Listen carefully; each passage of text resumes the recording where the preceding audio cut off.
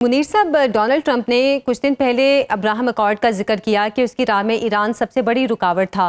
तो क्या अब वो रुकावट खत्म हो गई है? जी नहीं, मेरी नज़र में वो अब्राहम अकॉर्ड्स तो मेरे ख्याल में पीछे रह गए।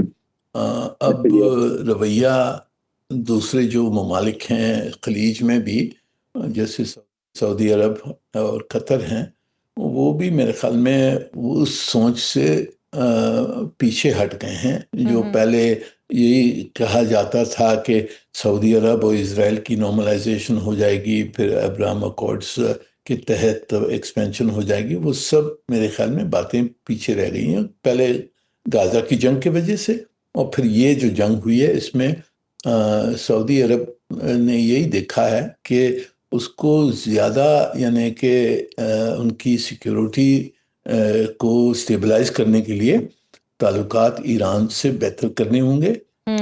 और इसराइल के साथ नॉर्मलाइजेशन अब नहीं हो सकती है, क्योंकि उसने इतनी अग्रेशन की है, गाज़ा में की है, लेबनान के ख़िलाफ़ की है, और ये जो हमला ईरान पे किया है उसका नतीजा, और ये उनको खुद जो खलीज के ममालिक हैं उनको भुगतना पड़ा। तो मेरी नज़र में, जैसे ब्रिगेड साहब कह रहे थे कि सिक्योरिटी ऑर्डर खलीज में, ये पर्शियन गल्फ में बदल जाएगा। अब वो किस तरह से बदलता है, वो कुछ अभी तक पूरी क्लैरिटी नहीं है। वो नज़र आता है कि सऊदी अरब और ईरान के ताल्लुकात बेहतर हो जाएंगे, कतर और ईरान के ताल्लुकात बेहतर थे और उससे बेहतर हो जाएंगे। अब तक कुवैत का क्या रवैया होता है वो क्लियर नहीं है, वो शायद सऊदी अरब के साथ आ जाए। जी। बहरीन का एक स्पेशल मसला है, क्योंकि वहाँ शिया मेजॉरिटी है, तो वो बहुत वल्नरेबल अपने आप को समझते हैं ईरान के खिलाफ।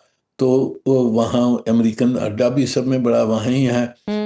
और यूएई जो है, उसके ताल्लुकात इसराइल के साथ करीब हैं। उन्होंने अभी हिंदुस्तान के साथ भी एक डिफेंस कोऑपरेशन एग्रीमेंट की है, तो उनका क्या रवैया रहता है वो भी देखने की बात है। तो आगे जाके मेरे ख्याल में तब्दीली ज़रूर आएगी और बेहतरी आएगी, और इसमें पाकिस्तान का काफ़ी अहम किरदार रहा है और रहेगा आगे जाकर भी। बिल्कुल। अच्छा ब्रिगेडियर साहब, इसराइल कार्ड्स जो इसराइल के वज़ीर दिफ़ा हैं, वो कहते हैं कि जिन इलाकों में इसराइल की फ़ौजें जा चुकी हैं, वो लेबनान है या शाम है या गज़ा है, वहाँ से हम अपनी फ़ौजें नहीं निकालेंगे। जब तक हमें लगेगा वहाँ पर अपनी फ़ौजें रखेंगे। एक तो उन इलाकों की अब हैसियत क्या होगी आलमी कवानीन के हिसाब से, और अहमद अल शरा को जो हिज़्बुल्लाह के ख़िलाफ़ इस्तेमाल करने की बार बार बात की जा रही है, तो क्या अब हम ये देखने जा रहे हैं कि खित्ते में शाम और ईरान के दरमियान एक नया महाज पैदा होगा? आई थिंक उन्होंने जो है शाम के जो है प्रेसिडेंट है, उन्होंने बड़ी क्लियर बात की है कि we will not go to Lebanon unless Lebanon की हुकूमत से हम मुज़ाकरात करें, और वो हम इनवाइट करेंगे। And I don't think they will like, यही वो तो चाहते हैं कि ये एक नया एक और महाज खुल जाए। और उसकी वजह से जब जाहिर कि हिजबुल्लाह और अगर सीरिया में ये प्रॉब्लम शुरू हो जाती है तो then Iran will be automatically sucked into. इसलिए ये ऐसी बात नहीं होनी चाहिए। इसी के लिए तो ईरान बार बार कह रहा है कि इसराइल की और हिजबुल्लाह के आपस में मुआहदा होना चाहिए, जंगबंदी होनी चाहिए। उनके जो 25% बड़े इंपॉर्टेंट एरियाज में, बड़ी हाइट्स का जो सदर्न एरिया, वहाँ सब वापस होने चाहिए। और ये जनरल बात भी है कि you can't go physically occupy those areas. जैसे आपने सीरिया की जाके वो गोलान हाइट्स पे आपने कब्जा किया हुआ है, तो अभी आप वो जाके यहाँ पर बैठना चाहते हैं, परमानेंट डोमिनेट करना चाहते हैं इस एरिया को। उसके बाद वो एक नया महाज खोलना चाहते हैं और एक कहीं ना कहीं फिर लड़ाई शुरू करना चाहते हैं। That should be clarified. I am sure ये जो टेक्निकल टीम बैठेंगी उसमें ये सबसे इम्पोर्टेंट ये इशू है कि एक टीम सिर्फ लेबनान इसराइल के इशू को लेके बैठ रही है ईरान के साथ, और वो it has to be resolve. अगर अदरवाइज ये प्रॉब्लम चलती रहेगी। अगर ये खत्म हो जाएगी तो फिर ना ईरान अपनी प्रॉक्सीज को सपोर्ट करेगा और ना इसी तरीके से अमेरिका इसराइल को कंट्रोल करेगा, ताकि ये वन फॉर ऑल हो। आप देखें, एक बात याद रखें, अमेरिका के कंट्रोल में है इसराइल। अमेरिका की टोटल प्रॉक्सी है इसराइल, और ये ऐसी बात नहीं है कि अगर अमेरिका चाहे तो वो लड़ाई बंद ना करे। It's not possible. वो फाइनेंशियल सपोर्ट भी करता है, तमाम military up to F-35 latest technology के जो एयरक्राफ्ट है वो भी उसको उन्होंने दिए हुए। सही। इसलिए तो अभी जब अब जंगबंदी हो रही है, बट अमेरिका एक बात हो रही है कि ये इस वक्त इसराइल का जो ख्वाब था ना ग्रेटर इसराइल का, वो बहुत पीछे चल रही है। और ये इसराइल ने अपनी गलती की वजह से किया, जो एक मिस कैलकुलेशन करके प्री मेच्योर अमेरिका से अटैक करा दे ईरान पे, without seeing their military capability, seeing their resilience कौम की, सीइंग देयर हिस्ट्री पुरानी, तो उसकी वजह से सबसे ज्यादा सफर भी इसराइल ने की है। और वो यही चाहता है कि जंगबंदी ना हो। इसी तरीके से भी ईरान को हमेशा के लिए बिल्कुल मिलिटरीली 0/0 कर दिया जाए, ताकि जब वो ग्रेटर इसराइल के लिए पैन आउट करता है मिडिल ईस्ट की तरफ, तो ना उसकी ईरान की कोई हिम्मत हो उसको तंग करने में पीछे से, ना उसकी कोई प्रॉक्सी जो हिजबुल्लाह है, हमास है, हुतीज है, ना वो इंटरफेयर कर सके, और वो बड़े आराम से कर ले। लेकिन अब ईरान और खलीजी ममालिक जो नजदीक क्लोज हो रहे हैं, इसकी वजह से इसराइल का ये टास्क और भी मुश्किल हो गया है। आई थिंक इसमें भी must give lot of credit to Himachal assembly कि उन्होंने बहुत पेशावराना अमली से इन ममालिक को क्लोज करके हमेशा के लिए इसराइल का ख्वाब मेरे ख्याल में ग्रेटर इसराइल का वो खत्म करके रख दिया। अच्छा मुनीर साहब, गुज़श्ता दिनों एक बयान सोशल मीडिया पर चल रहा था कि इसराइल के वज़ीर आज़म ने कहा कि पाकिस्तान सोशल मीडिया को इस्तेमाल कर रहा है इसराइल और अमेरिका के दरमियान दूरियां पैदा करने के लिए। क्या हम इसको वाकई इस तरह देखें कि 80 साल जो इसराइल की जारहियत थी खित्ते में, इसके तनाजुर में अमेरिका ईरान जो मुआहिदा है वो इसराइल अमेरिका के दरमियान दूरी पैदा करने की सबब बना है, और आप समझते हैं कि अब खित्ते में इसराइल का किरदार कुछ महदूद होगा या मज़ीद जारहाना होगा? ये देखें, ये जो इख्तिलाफ जो नज़र आ रहा है अमेरिका या ट्रंप साहब और नेतन्याहू के दरमियान, ये तो खुद उन्होंने अपनी गलतियों की वजह से ये आया है कि ये नेतन्याहू, कोई इसमें शक नहीं है कि नेतन्याहू ने ट्रंप साहब को फुसला कर इस जंग में शामिल किया और अमेरिका का नुकसान हुआ और इंटरनेशनल इकोनॉमी का नुकसान हुआ। ईरान को कोई, इजराइल को कोई परवाह नहीं है कि हुर्मुज़ बंद हो जाता है, इंटरनेशनल इकोनॉमी पे असर होता है।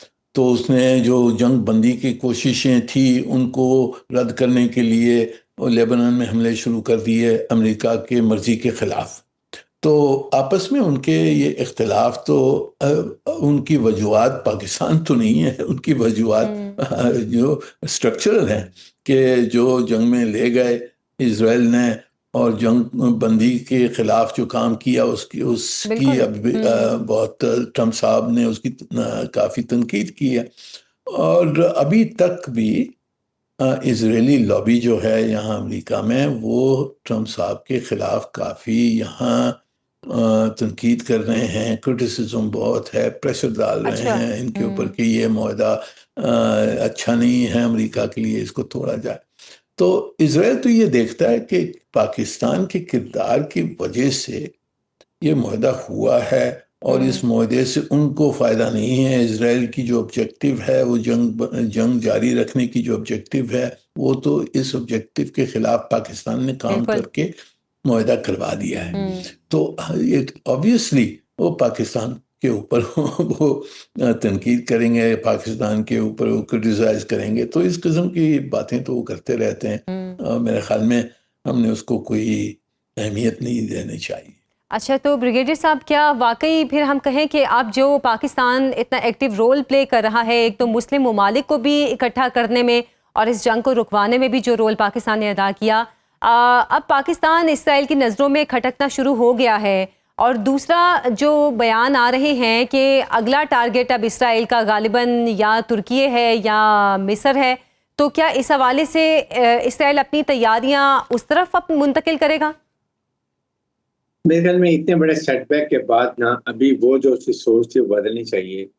नंबर वन पर बात तो ये है कि देखें, एक तो पाकिस्तान ने हमेशा ये अपनी एक मिलिट्री सोच के बारे में अमेरिका को भी, यूरोपियन यूनियन को, हर एक को, even Israel must have been known by through America कि पाकिस्तान की मिलिट्री और स्ट्रेटजिक एसेट जो हमारे हैं, they are all India specific. We have got nothing to do with it. जो एक ये इंडिया ने शोर मचाया हुआ है जान को उनको इन्वॉल्व करने के लिए, अदरवाइज हमारा जो थ्रेट है, हमारी मिलिट्री स्ट्रेटेजिक जो डिटरेंस है, it is against India. India के एक इंच हमने एरिया उसका हमने अपनी मिसाइल रेंज में किया हुआ, and we can sort out, we know what all we have shown हमारे खाक पे कि हमने कितनी जिल्लत हमें शिकस्त इंडिया को दी है, और वो अभी तक उसके जख्म चाट रहा है। और कभी वो संदूर 2 की बात करता है, कभी वो प्रॉक्सीज यूज करता है, फिर हिंदुस्तान, फिर खारिज, फिर अफगान तालिबान रजीम पे, कभी हमारे आज़ाद कश्मीर में प्रॉब्लम डालता है। तो ये चीज़ें उसको अब समझ आ रही हैं। Türkiye is a very strong NATO का कंट्री है, सिमिलरिटी इज वेरी स्ट्रॉन्ग, और उसके साथ जो आपकी एक नई सोच जो बढ़ रही है इस्लामिक ममालिक के अंदर भी, उसमें भी आप देखेंगे कि अब उसके लिए बहुत डिफिकल्ट होगा। जहाँ पर वो है, it will have to remain confined to that place. बल्कि आई वुड से कि ये भी बचा ले तो बहुत बड़ी बात है, क्योंकि अभी 2 नेशन के बगैर Saudi Arab, Qatar, Pakistan, Turkey, Egypt, everybody saying, the whole world is saying, even France कहता है, बरतानिया कहता है कि they have to have a 2 nation state, only then ये इशू खत्म होगा, अदरवाइज। और फिर जिस तरीके तो दुनिया में इस वक्त इजराइल आइसोलेट हो गया है, बताएं कि कौन सा मुल्क यूरोप का या इवन अमेरिकन के लिए भी डिफिकल्ट हो गया सपोर्ट करना। और चाइना लें, रशिया लें, पाकिस्तान लें, मिडिल ईस्ट लें, हु इज सपोर्टिंग इजराइल? कोई भी दुनिया में बात नहीं कर रहा। इसलिए बात कर रहा हूँ कि अभी इन एनवायरनमेंट के अंदर इजराइल की बहुत मुश्किल है कि वो अभी सोचे किसी और तरफ जाने के लिए, वो भी ये इन मुल्कों की तरफ बाकी खामोश बैठे रहेंगे। तो आई थिंक इस वक्त इट्स वेरी डिफिकल्ट सिचुएशन उसके लिए। अभी उसको अपने आप को पहले इलेक्शन देके, बिल्कुल इलेक्शन भी सर पे हैं, 86 मौत होने वाली है, उसको सजाएं मिलेंगी, फिर देखा जाएगा व्हाट हैपेंस नेक्स्ट टाइम। अच्छा मुनीर साहब, अमेरिका की दुश्मनी बुरी लेकिन दोस्ती उससे भी ज्यादा बुरी, तो फिर पाकिस्तान को आप किस स्टेट में देख रहे हैं? जी, आप किसिंजर साहब को कोट कर रही हैं। जी जी। ये देखें, पाकिस्तान एक हमारी जो सिफारतकारी है काफ़ी मच्योर है। हमने अमेरिका के साथ ताल्लुकात सालों साल से सहे हैं, उसमें अच्छे वक्त भी थे, बुरे वक्त भी थे। तो इस वक्त भी हमने यही देखना कि जी ये हमारे ताल्लुकात जो हैं, अगर इससे हमें फ़ायदा होता है, अगर ये ताल्लुकात के ज़रिए पाकिस्तान की नेशनल इंटरेस्ट को फ़ायदा होता है, तो ये हम फ़ायदा उठाना चाहिए और उठा रहे हैं। पर हमारी जो स्ट्रेटेजिक सोच है वो बिल्कुल साफ़ है। वो ये है कि जो हमारे ताल्लुका, हमारा नेशनल जो कुव्वत है, वो जैसे ब्रिगेडियर साहब कह रहे हैं, वो इंडिया स्पेसिफिक हमारी पोस्चर है। हमारा जो स्ट्रेटेजिक पार्टनर है वो चाइना है, और अगर अमेरिका के साथ ताल्लुकात अच्छे होते हैं तो हम ज़रूर उनके साथ ताल्लुकात अच्छे करेंगे, पर आखिर जाकर हम मोहताज नहीं हैं स्ट्रेटेजिकली। पाकिस्तान एक न्यूक्लियर वेपन स्टेट है, हमारे ताल्लुकात बड़ी गैर स्ट्रेटेजिक पार्टनरशिप हमारी है। हम जानते हैं कि हमारा सब में बड़ा थ्रेट कहाँ से आता है, हिंदुस्तान से आता है। तो अगर अमेरिका के साथ अब हमने ये देखिए मुआहदा करवा दिया, ये बहुत बड़ा काम करवाया है फील्ड मार्शल साहब, प्राइम मिनिस्टर साहब, उनको दाद देनी चाहिए। ये we have been the architect of piece,